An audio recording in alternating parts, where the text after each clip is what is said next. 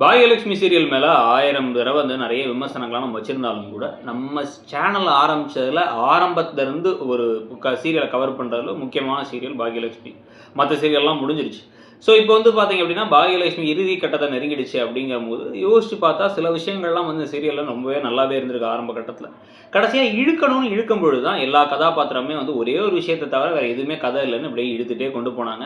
1500 episode வந்த அப்புறம் கரெக்டாக முடிஞ்சிருமால் அதுக்கு முன்னாடி முடிய போதாங்கிறது ஒரு கேள்வி. இன்னொரு பக்கம் வந்து பார்த்தீங்கன்னா இனியாவுக்கு இந்த பாபநாசம் படம் மாதிரி அந்த நிதிஷை தள்ளி விட்டு அவர் தலையில் அடிபட இப்போ அவரை என்ன பண்ண போகிறாங்க, யார் இந்த பழியை ஏற்றுக்க போகிறாங்க, கோபி இது நாள் வரைக்கும் தப்பு செஞ்சதுனால அவர் ஏற்றுக்கிட்டு அவர் ஜெயிலுக்கு போயிடுவாரா, யார் மூலமாக இந்த கதை முடிய போகுதுங்கிற ஒரு கேள்வி இருக்குது.